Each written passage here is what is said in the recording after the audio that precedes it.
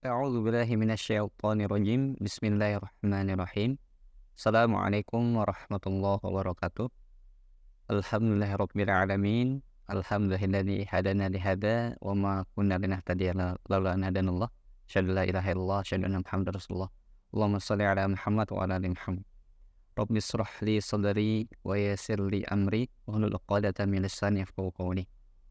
Ya, teman-teman semua dimanapun kalian berada ketika menonton video ini, semoga dalam keadaan sehat, dilapangkan hatinya, ditenangkan jiwanya. Pada video kali ini, kita akan belajar mengenai 3 macam kebenaran dari Neil deGrasse Tyson, seorang astrofisikawan dari Amerika Serikat. Kenapa sih kita harus belajar soal 3 macam kebenaran ini? Ketika kita belajar soal ini, itu akan memudahkan kita dalam membantu mengambil keputusan, berdiskusi, berargumentasi, dan lain sebagainya. Simak sampai akhir. Teman-teman semua, kita cenderung mengaku diri kita paling benar. Dan di luar sana pun juga begitu, merasa dirinya paling benar. Kelompok yang satu mengaku kelompoknya lah yang paling benar, sementara kelompok lain keliru. Ada banyak sekali kebenaran di dunia ini karena semuanya ya mengaku paling benar. Bahkan yang udah jelas salah pun ikut mengaku bahwa dirinya benar. Terus kita jadi kesulitan gimana menentukan mana yang benar dan mana yang salah. Dan nggak ada kebenaran yang tunggal di dunia ini karena tiap orang punya kebenaran menurut versinya sendiri. Sesuatu yang benar menurut yang satu belum tentu benar menurut yang satu lainnya. Seorang yang dianggap pahlawan oleh kelompok yang satu, menurut kelompok lainnya dianggap penjahat. Lalu, manakah yang benar?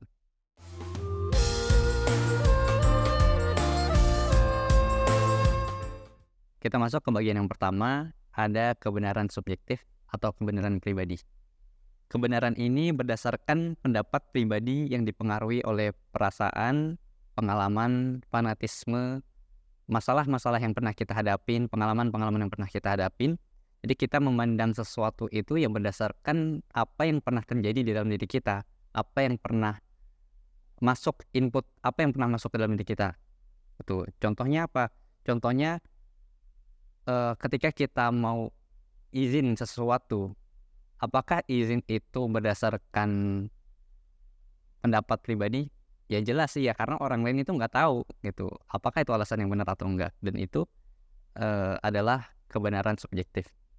Terus contoh lainnya, ketika dalam peperangan, maka akan ada 2 pandangan di tiap kubu. Misal ada kubu A dan kubu B. Bagi kubu A, kubu B adalah penjahat, dan kubu A sendiri adalah pahlawan.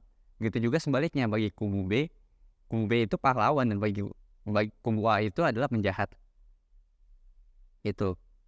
Contoh lainnya ada lagi ya, sekarang saat ini sedang menjelang pemilu 2024, maka akan ada banyak kandidat presiden gitu, calon presiden.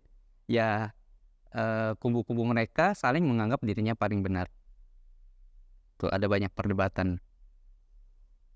Kita masuk ke bagian kedua, ada kebenaran politis atau political truth. Kebenaran berdasarkan tradisi, budaya, atau sesuatu yang diulang berulang kali sampai banyak banget gitu.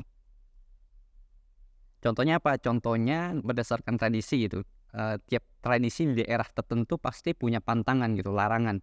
Misal yang kita semua tahu mungkin dilarang potong kuku di malam hari, terus dilarang duduk di depan pintu, terus di pantai selatan gitu misalnya dilarang pakai baju hijau. Ya walaupun sebenarnya itu ada alasan ilmiahnya, tapi yang beredar di masyarakat gitu, di orang-orang itu berdasarkan larangan gitu, pantangan tradisi gitu. Oh jangan ini karena begini gitu, padahal itu ada alasan di baliknya. Contohnya lagi, ketika di dalam pegunungan gitu, di pegunungan, di alam tertentu kita tuh dilarang untuk berkata kasar. Ya padahal untuk berkata kasar itu ya dimanapun dilarang gitu, nggak cuma di gunung. Contoh lainnya lagi, sesuatu yang diulang-ulang adalah penemu lampu gitu. Kalau teman-teman searching sekarang di Google, ketik gitu penemu lampu, maka yang keluar adalah Thomas Alva Edison. Padahal bukan dia gitu, bukan beliau. Ada beberapa nama sebelum beliau yang seharusnya dicantumkan gitu. Dan itu yang diketahui sama semua orang, yaitu dianggapnya political truth, kebenaran politis. Yang ketiga, kebenaran objektif atau kebenaran ilmiah. Kebenaran yang berdasarkan fakta dan bukti yang ada, sesuatu yang ilmiah gitu. Contohnya apa? Contoh ya, semua pasti sepakat matahari itu terbit dari timur gitu, terbenam di barat. Contohnya lagi, ya semua orang sepakat Indonesia itu punya 2 musim, musim hujan dan musim panas. Kalau ada yang di luar itu menganggapnya yang ngaco. Contoh lainnya lagi, ya semua orang sepakat 1 jam itu 60 menit gitu, bukan 70 menit.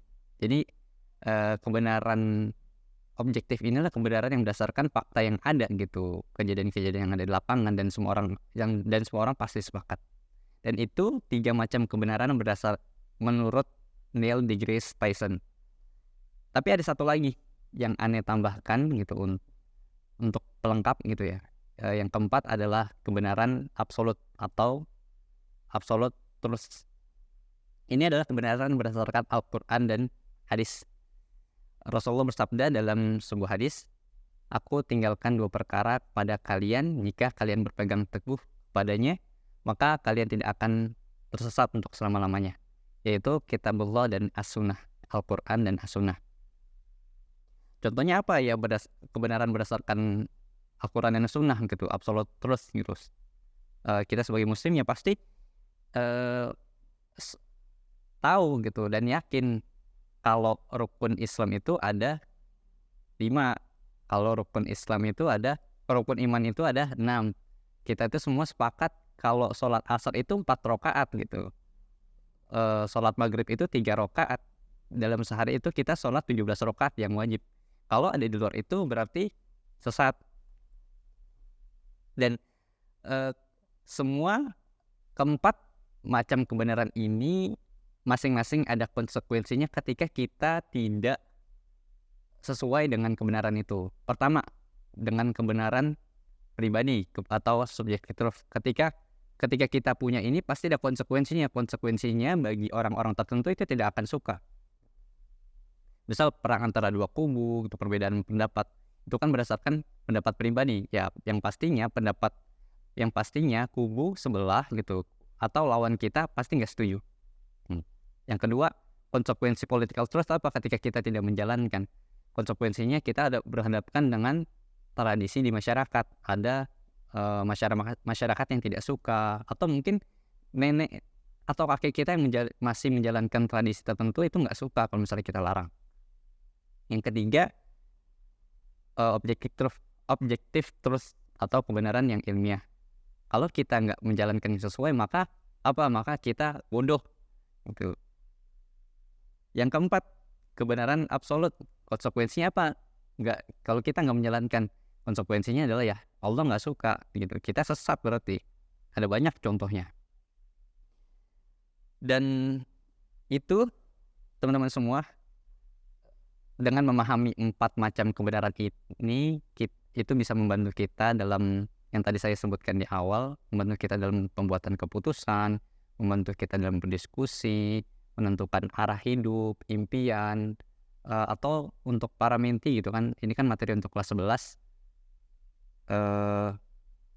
memilih jurusan nantinya ketika kuliah, itu bisa berdasarkan hal ini juga gitu. Untuk membantu pemahaman teman-teman menti gitu, teman-teman mentor bisa mengajak mereka berdiskusi gitu, dari menanyakan mereka dari pengalaman yang sudah ada atau case-case tertentu, kira-kira ini masuknya pendapat apa ya gitu, kebenaran yang mana ya gitu ya.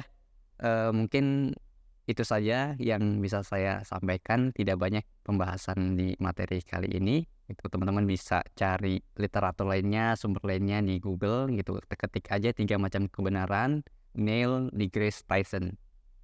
Sekian dari saya, mohon maaf atas salah dan kurang. Al-haqqu min rabbik wa la takunanna minal mumtarin. Assalamualaikum warahmatullahi wabarakatuh. Guys, 3-1. Utama dakwah, Allah.